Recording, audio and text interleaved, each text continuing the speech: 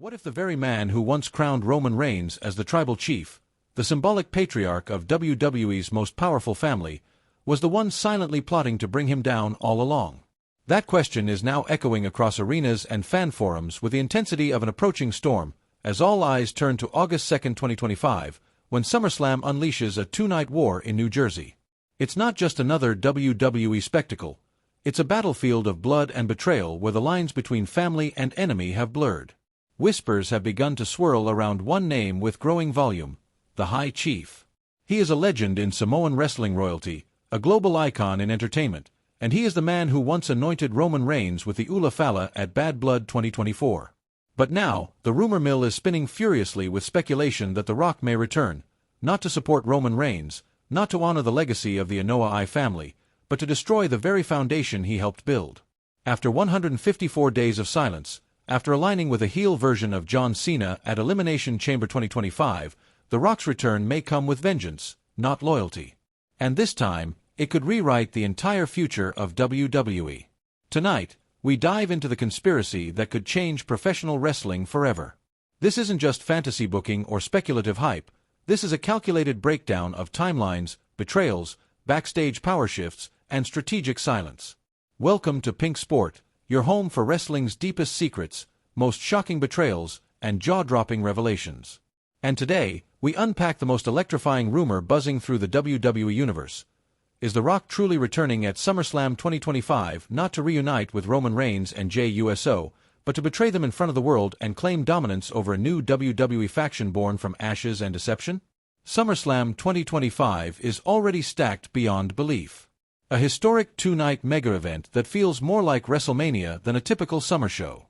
It features high-stakes matchups like Cody Rhodes vs. John Cena, CM Punk clashing with Gunther, and the explosive tag team bout of Roman Reigns and Jey Uso vs. Braun Breaker and Bronson Reed. But looming larger than all those matches is the shadow of the man absent since February, the High Chief himself.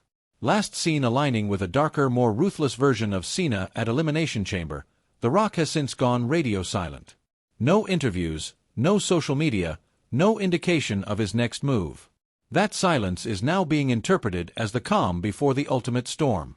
Could The Rock return to side with Paul Heyman, Braun Breaker, and Bronson Reed to complete a betrayal so massive it brings down the entire Bloodline dynasty? To understand this possibility, we must rewind the Bloodline's modern saga, the most powerful and emotionally charged story WWE has told in over a decade. Roman Reigns reigned as the undisputed WWE Universal Champion for more than 1,300 days.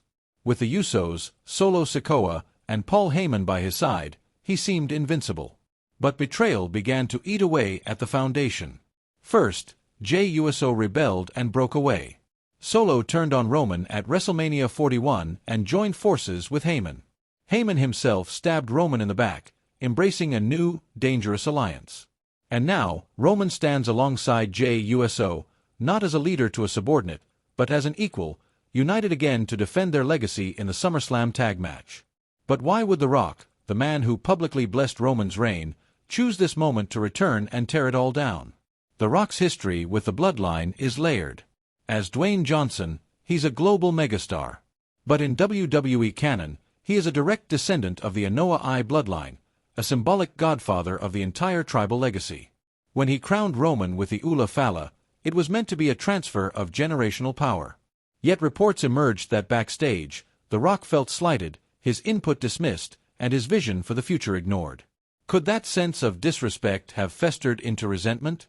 And if so, has he spent the last 154 days plotting the perfect retaliation? Evidence of his involvement in the faction led by Paul Heyman has been mounting. That group, originally led by Seth Rollins, features Braun Breaker and Bronson Reed, two destructive forces whose rise has been swift and merciless. With Rollins injured in mid-2024, rumors began suggesting that a new alpha figure was needed to lead the group, and some believe that figure is The Rock. If true, it would explain his vanishing act since Elimination Chamber. The theory goes like this: The Rock, incensed at Roman's dominance and dismissal of his tribal vision, has secretly aligned with Heyman, orchestrated the recruitment of Breaker and Reed, and is now preparing to strike at SummerSlam. His return wouldn't be a triumphant pop moment, it would be a hostile takeover. But what would drive The Rock to such extremes? Simple: legacy and control. At 53, The Rock knows his days of in-ring action are numbered. Roman Reigns has become the face of Samoan wrestling heritage in WWE, eclipsing The Rock's previous legacy. By dismantling Roman publicly, The Rock reclaims the Ula Fala, not as a ceremonial gift, but as a symbol of dominance. And by doing so with Heyman's faction as his enforcers, he positions himself as WWE's true final boss, ushering in a new era under his command. Let's fast forward to how this could all unfold. It's night 1 of SummerSlam 2025. Roman Reigns and Jey Uso are battling Braun Breaker and Bronson Reed. The crowd is roaring with every spear, every tag, every counter. Then the lights go out. The haunting strum of a familiar guitar hits. The crowd erupts. The Rock steps onto the stage, Ula Fala around his neck, but there's no smile. Just fury. As Roman lines up for a Superman punch, The Rock enters the ring. Without warning, he hits Jey with a rock bottom, then crushes Roman with the people's elbow. Breaker and Reed cover Roman for the win. Paul Heyman steps forward, lifts The Rock's arm high, and the truth is revealed. The Rock is the leader. The Rock is the betrayer. The Rock is the High Chief, and the bloodline now answers to him. The ramifications are massive. Roman is dethroned and humiliated. Jey is betrayed again. Heyman's faction now has a figurehead powerful enough to challenge any authority. From there, we spiral into multiple arcs. Roman's path becomes one of redemption, not just to reclaim titles, but to restore honor. Jey could feud with Breaker in a rivalry that tests heart against brute strength. Seth Rollins might return furious that his faction has been hijacked by a Hollywood legend. John Cena, once aligned with The Rock, could break away, feeling used, sparking a third and final Cena versus Rock feud.